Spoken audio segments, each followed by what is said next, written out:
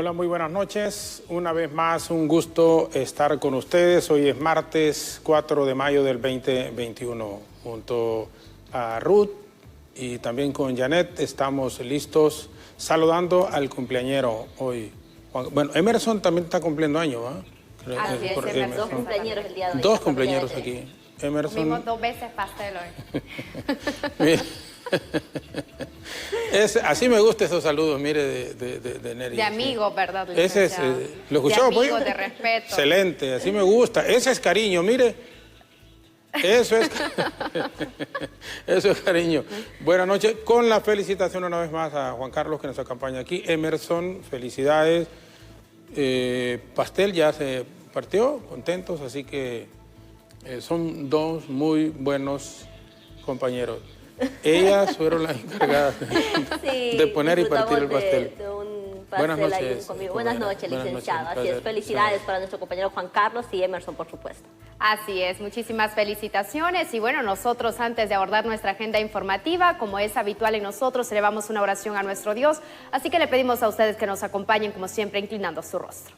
Padre Celestial, buenas noches. Venimos delante de ti poniendo ante ti a los cumpleañeros de este día. Jesús, Juan Carlos y Emerson estaban arribando hoy a un nuevo año de vida. Además de felicitarlos, también Jesús, queremos desear lluvia de bendiciones sobre sus vidas y las de sus familias, que se multipliquen para ellos las cosas buenas. Este es nuestro deseo para cada uno de ellos. Jesús, también vamos a pedir por toda esta nación que hoy te busca, que hoy te necesita, para que seas tú desbordando cosas buenas, positivas, para nuestros pensamientos y para nuestros corazones. Pon en nosotros el deseo de hacer el bien al prójimo, de dar de lo poco, de lo mucho que tengamos. Sabemos que las bendiciones se multiplican de tal forma en la que nosotros también podemos bendecir a otros con lo que tú nos has dado.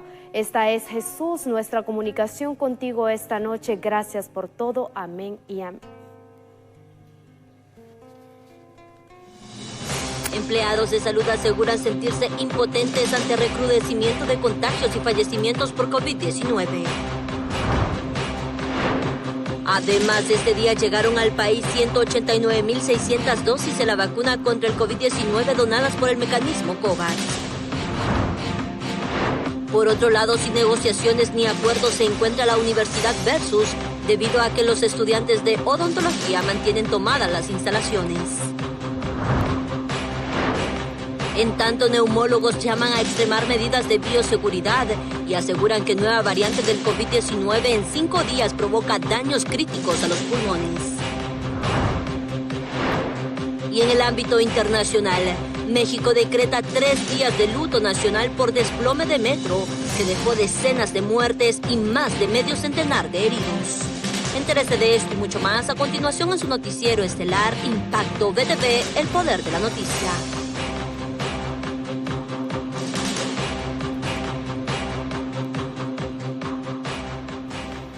Arrancamos. El expresidente de la República, don Porfirio Lobo Sosa, lanzó de manera oficial la alianza política denominada Unidad para el Cambio, encabezada por la ingeniera Lorena Herrera, quien fue incluso designada presidencial en el primer periodo de gobierno del actual presidente de la República. Ella va como candidata presidencial de este movimiento que encabeza ahora el expresidente de la República, don Porfirio Lobo Sosa. Una nueva alianza política denominada Unidad para el Cambio surge entre la Democracia Cristiana, Unificación Democrática y el movimiento Todos por el Cambio del expresidente nacionalista Porfirio Lobo Sosa. Unión que es representada por la ingeniera Lorena Herrera como la candidata a la presidencia, con un plan de gobierno adaptado a las necesidades de los hondureños. Educación, salud y empleo. Y recuerde que tenemos ya una ley que vamos a promover y un convenio que vamos a hacer ya haciendo gobierno, en el cual vamos a compartir responsabilidad con la banca intermediaria y el gobierno, para poder ayudar a que nuestros hondureños que deben ahorita, que tienen deudas personales, puedan subsanarlo, y aquellos que puedan venir y quieran emprender, que emprendan. Salir de la central de riesgo. Así es, por 12 años prometemos suspender la central de riesgo. El expresidente Lobo manifestó que esta nueva alianza surge para buscar un cambio en el país y aseguró que la ingeniera Herrera es una mujer capaz, idónea, valiente, honrada y comprometida en combatir la corrupción. Lo que uno hace es que uno viene y hace alianzas por un objetivo común. ¿Cuál es el objetivo común de la alianza? Ganar el poder y sacar a la gente que está ahí. Sacar a Jomas 40 de ahí. Fue diputada del Congreso Nacional. Lorena Herrera ha sido designada presidencial, ha sido una lideresa del Partido Nacional. Y además tiene muy claro en su corazón que lo que está pasando en Honduras no puede ser. Los líderes de esta nueva alianza aseguran que están dispuestos a lograr consensos con otros partidos políticos para lograr vencer al Partido Nacional en las próximas elecciones generales. Con imágenes de Brian Casanova, Merari Borjas, Impacto BTV. Bien, y siempre en esta misma línea de noticias, según el analista político Olvan Valladares, la alianza que se pretendía realizar entre los líderes del Partido Libertad y Refundación con el Partido Liberal fracasó porque desde los inicios candidatos presidenciales advirtieron que no iban a ceder en sus posiciones. La alianza que se pretendía estructurar entre el grupo que comanda don Mel Zelaya en el Partido Libre y el que comanda don Yanni Rosenthal dentro del Partido Liberal estaba condenada al fracaso desde el principio. ¿Por qué? Porque ambas figuras principales, que es doña Xiomara y el mismo Yanni Rosenthal, manifestaron contundentemente antes de sentarse a la mesa que ellos no estaban dispuestos a ceder la cabeza del movimiento. Y esto es precisamente el punto toral de las divergencias y de las intransigencias y la falta de capacidad para ponerse de acuerdo. Las únicas alianzas que funcionan son aquellas que giran alrededor de principios, de valores, de programas de gobierno, de intenciones, de objetivos. Esas son las únicas, porque lo demás es secundario.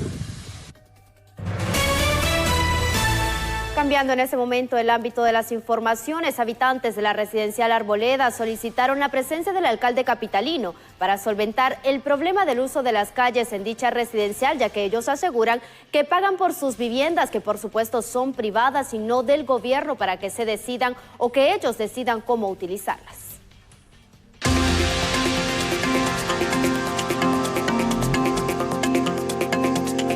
Nuevamente, vecinos de la residencial Arboleda en la aldea Las Casitas solicitaron la presencia del alcalde capitalino para resolver el problema del cruce de maquinaria pesada por sus avenidas, ya que según ellos la calle es privada.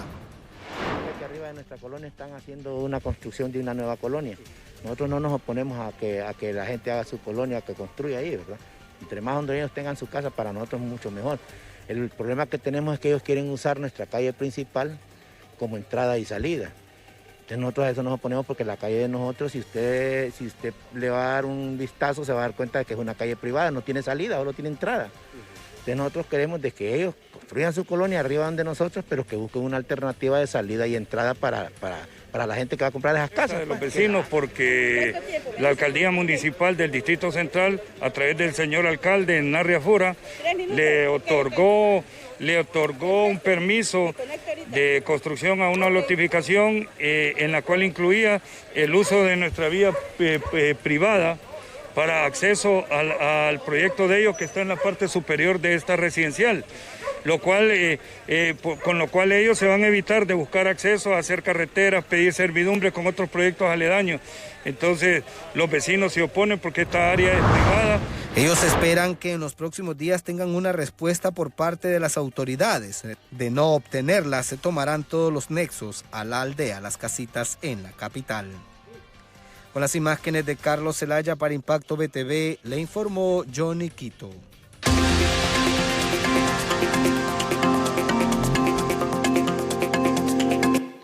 Economistas y analistas ven con preocupación cómo la corrupción durante la pandemia ha socavado los recursos destinados a combatir la misma. En tal sentido, mencionan que de 70.000 millones de lempiras otorgados en préstamos, solo 6.000 millones se han ejecutado.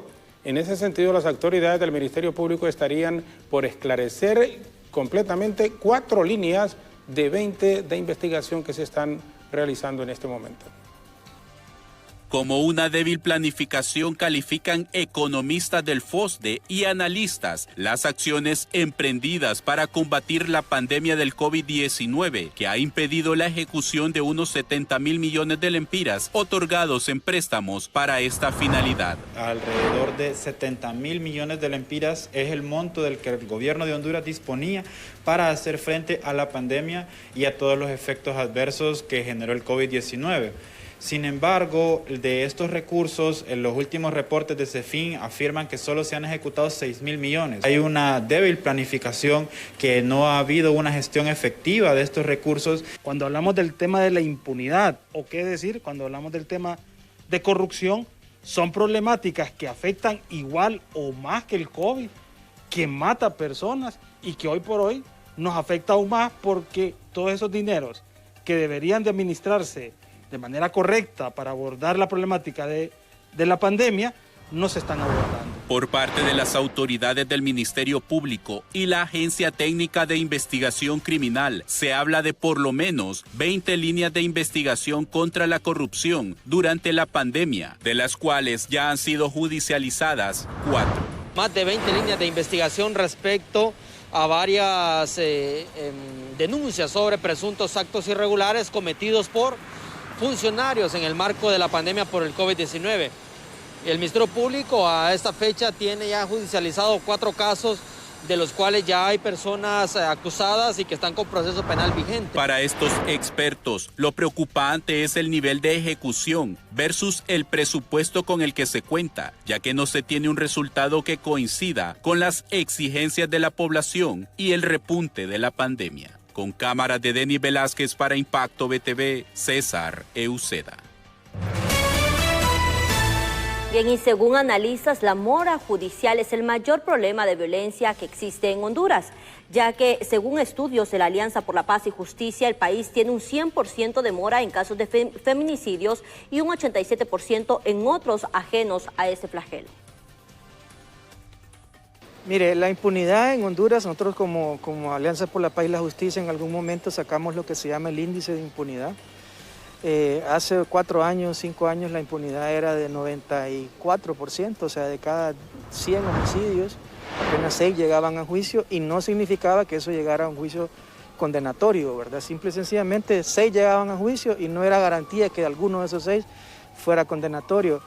Según estadísticas, que más que todo tienen que ver con el promedio, bajó 3 puntos, llevamos 87% de impunidad en el país. Y realmente las mujeres, le comentaba a Extracámara que nosotros hicimos otro estudio en el 2018 y aquí no había ni una tan sola condena para una persona que cometió un feminicidio. Mujeres, 100% de impunidad en el caso de muerte de mujeres. Claro, eso da lugar, da pie, abre la puerta para aquel que mira esas cosas, que ve que no pasa nada, que se siga perpetuando la violencia. Y no solo con las mujeres, eso pasa con cualquier otro tipo de sexo o género, ¿verdad? Y obviamente esa impunidad va generando más y más violencia cada vez.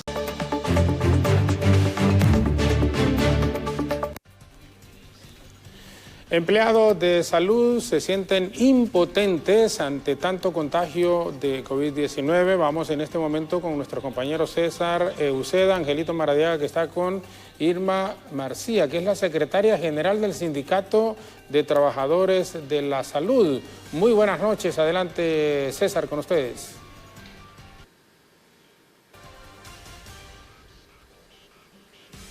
Bien, muchas gracias. Tal como ustedes lo mencionan, compañeros, en el estudio principal de Impacto BTV, en este momento que tenemos este caos a nivel nacional en materia de contagios, de recrudecimiento de la pandemia del COVID-19 y también los efectos que se están viviendo ya entre jóvenes, entre niños, incluso la muerte en las últimas 24 horas de una menor de 14 años en el Hospital María y jóvenes de 24 a 30 años contagiados en casos dramáticos por el COVID-19. En este momento nos acompaña la secretaria general del Citra Medis, Irma Marcía, hablándonos sobre estos casos y qué están pidiendo, qué están demandando y qué acciones tomar por parte de los empleados de salud. Muy buenas noches, licenciada. Muy buenas noches. Sí, nosotros como trabajadores de la salud nos vemos en una situación bastante difícil porque tenemos conocidos, tenemos amigos y vemos la situación que está viviendo en los triajes, la cantidad de personas que se está yendo, pidiendo que por favor se les ayude a conseguir un cupo porque la situación se ha complicado, se ha desbordado la pandemia y más en personas jóvenes. Han fallecido prácticamente jóvenes que tienen 23 años, 19, 20, todos, hay ingresados también. Y esto nos preocupa enormemente porque el gobierno pareciera que no está tomando muy en cuenta lo que está pasando, sino que estamos en las mismas condiciones. Los hospitales no tienen cupo, no hay hospitales que compraron, no sirve para nada.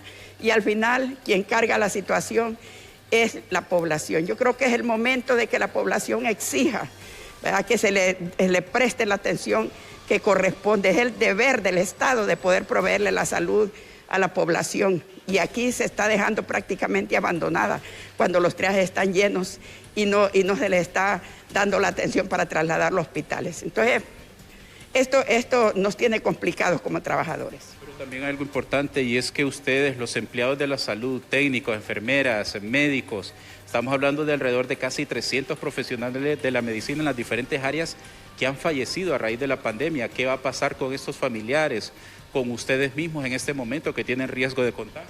Claro, todo el personal está en riesgo en este momento y nosotros lo hemos venido denunciando por las medidas de bioseguridad. Inclusive en este momento tenemos una solicitud de un hospital, de algunos compañeros pidiendo mascarillas porque no se le está proveyendo. Y no hay otra forma de que nosotros le podamos ayudar a los compañeros porque cuando uno ve un paciente que está grave, busca la forma de como sea en los hospitales se lo ubican aunque tenga sobrecupo. Entonces no se está teniendo la protección, la población tiene que también buscar la forma de protegerse, porque esto se puede desbordar más de lo que ya está. Bien, muchas gracias. Ya ustedes han escuchado a la licenciada Irma Marcía, secretaria general del Citramedis, en donde menciona que la población, así como el Estado, debe buscar las opciones, las alternativas secundarias para poder brindar atención médica ante este caos que se está viviendo en este preciso momento y que desafortunadamente ya está dejando personas jóvenes y niños fallecidos. Nosotros continuamos con ustedes en Estudio Principal. Muy buenas noches. Buenas noches, gracias César Uceda por este informe en directo con los miembros del Sindicato de Trabajadores de la Medicina y similares. Cambiamos totalmente de información, nos conectamos en este momento hasta la zona norte del país. No existen aún negociaciones ni consensos entre las autoridades de la Universidad en el Valle de Sula y los estudiantes de odontología. Continúan tomadas estas instalaciones a esta hora allá en San Pedro Sula. Kenia, ¿cuál es el informe hasta esta hora? Buenas noches.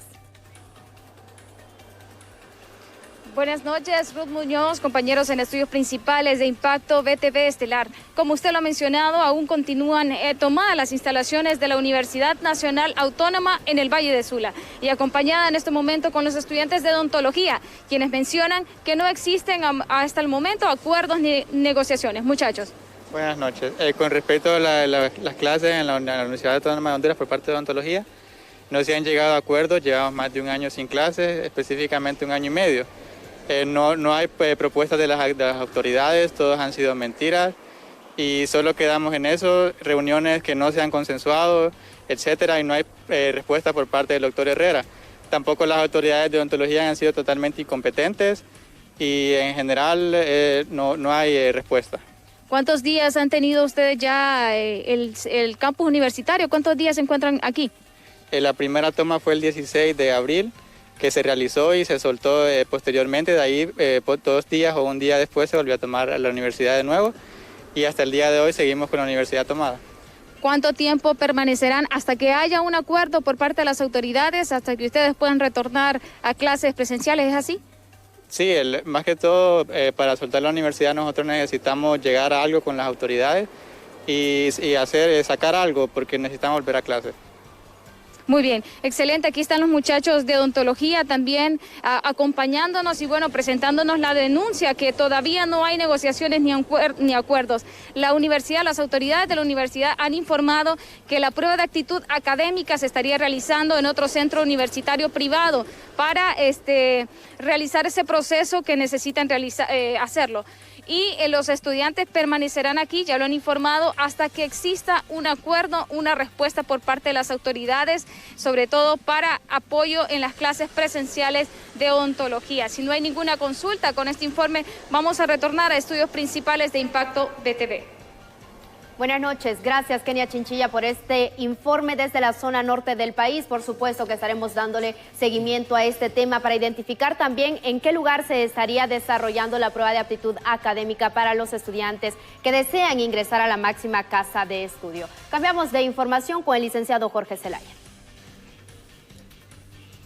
En efecto, Ruth, neumólogos están llamando a extremar medidas de bioseguridad, ya que se están presentando casos de jóvenes menores de 30 años con daños pulmonares hasta en un 90% en un lapso de 5 días, luego de contraer la COVID-19. De igual forma, en las últimas 24 horas se registra el fallecimiento de una menor de 14 años. Esto ocurrió en el Hospital María de Tegucigalpa. Alarmados se encuentran los especialistas del Hospital del Tórax debido al ingreso de 2 pacientes menores de 30 años con daños graves de sus pulmones en un tiempo de solo 5 días luego del contagio. Esta nueva variante definitivamente ha venido a cambiar el patrón. Estamos viendo gente más joven, sin enfermedades concomitantes y que están empezando a tener afectación pulmonar en los primeros 5 días. El patrón radiológico ha ido cambiando, se vuelve más agresivo y esta nueva variante también es sumamente contagiosa.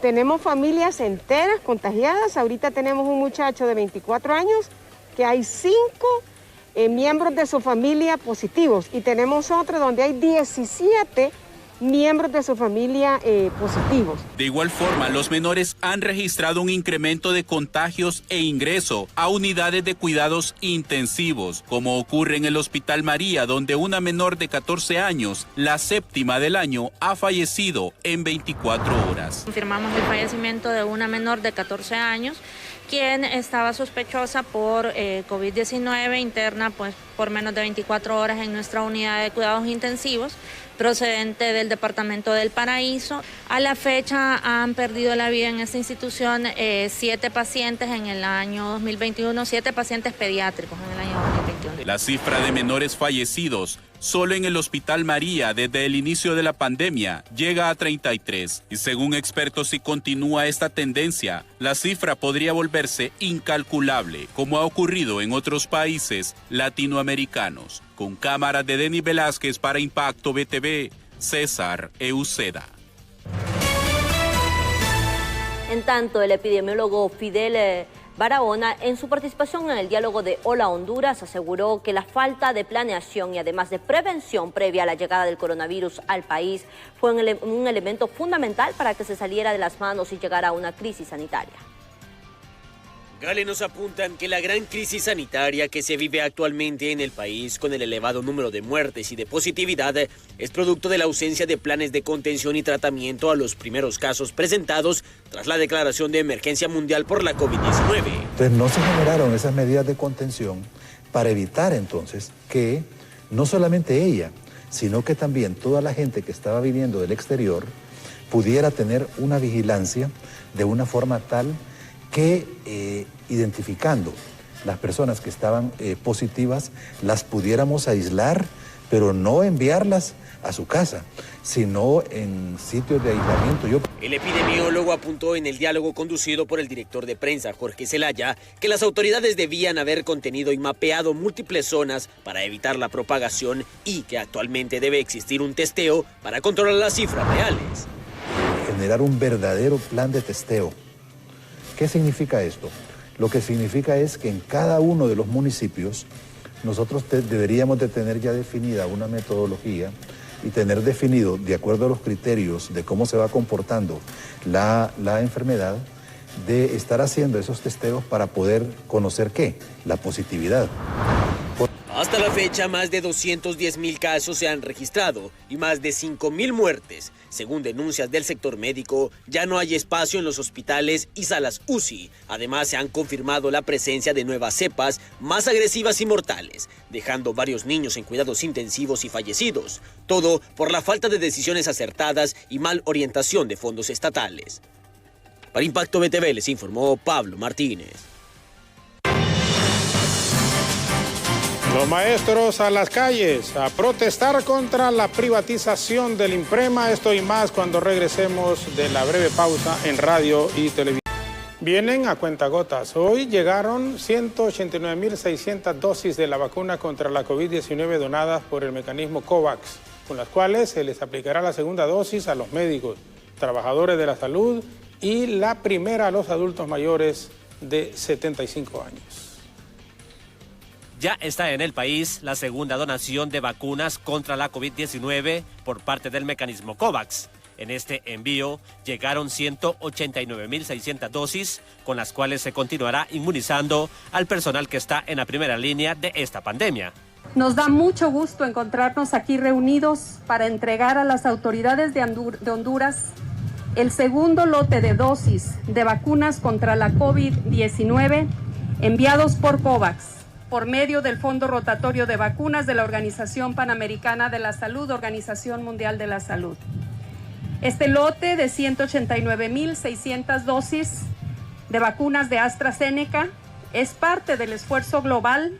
La directora del programa ampliado de inmunización asegura que con esta donación se les aplicará la segunda dosis a los médicos y los trabajadores de la salud y la primera dosis a los hondureños mayores de 75 años. Es decir, entre el 15 y el 31 de marzo se estará aplicando esa segunda dosis a los trabajadores de salud, pero se van a priorizar otros grupos y es finalizar la vacunación de todos los trabajadores públicos y privados que están pendientes y se va a pasar a la vacunación de adultos mayores de 75 años y los que están concentrados en asilos, en centros de cuidado.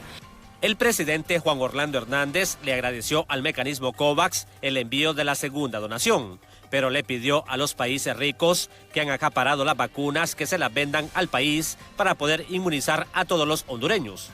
Y no sería justo ni para sus propias comunidades o pueblos dejar vencer esas vacunas cuando las necesitamos nosotros. Y yo repito, no las queremos donadas si ese es un tema económico, porque es difícil todo lo que cada país está viviendo, sino que tenemos el dinero para comprarlas. Pero sería una tragedia que las vacunas que ya están por vencerse en estos países se terminen venciendo y no le sirvan a ningún ser humano. La representante de la Organización Panamericana de la Salud dejó claro que las vacunas solo son una medida de contención de la enfermedad, por lo que les pide a los hondureños continuar con las medidas de bioseguridad para evitar que se contagien y puedan perder la vida. En cámaras, Isaac Alcerro les informó Luis Durón para Impacto BTV. Y con las 229.600 dosis de vacunas de las farmacéuticas AstraZeneca y Sputnik V que ya están en el país, serán vacunados 114.000 hondureños, incluyendo personal de salud y adultos mayores.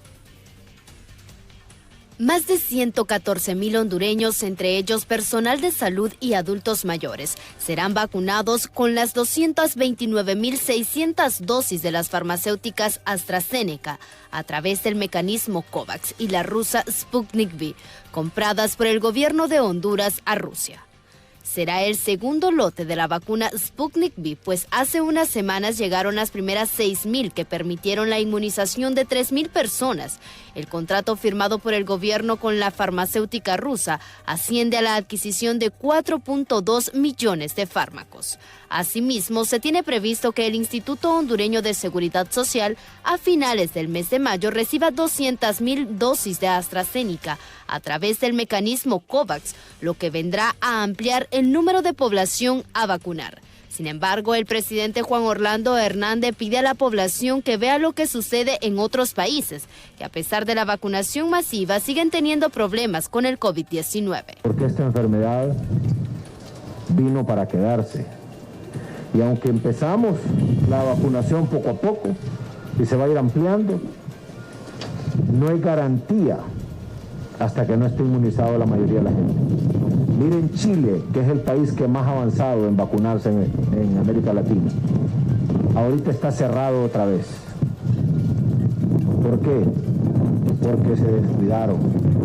El gobernante también solicita no automedicarse y ante las primeras incomodidades, acudir a los centros de triaje y hospitales porque eso es clave para salvar la vida. Aunque usted crea que es un catarro, que es una gripe, que es dengue, mejor vaya en esas 48 horas.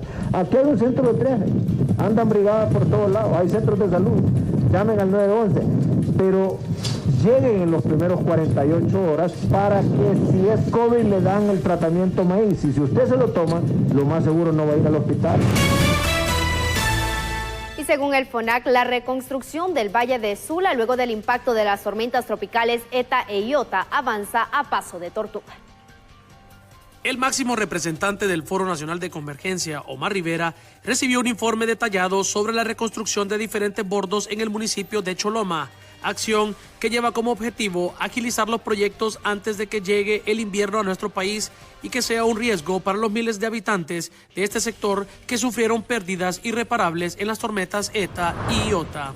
Venimos a acompañar a la ciudadanía para garantizar que el gobierno se comprometa a ejecutar en tiempo y forma todos los proyectos de reconstrucción y rehabilitación de bordos, canales e infraestructura necesaria para evitar una nueva inundación. Creemos que es importante darle seguimiento concreto en términos de cuáles son las obras priorizadas y que las mismas se hagan en tiempo, forma, pero con la calidad del caso.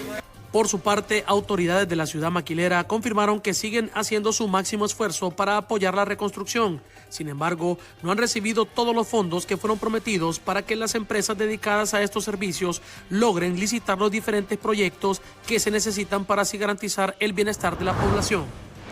En la próxima semana ya se hace la revisión que el caso amerita y yo creo que entre unos 12, a más tardar 15 días ya tenemos pues ubicada la maquinaria para poder empezar las obras de la construcción de los bordes, de los 5.000 y pico de metros que tiene dañados pues los bordes aquí del municipio de Choloma.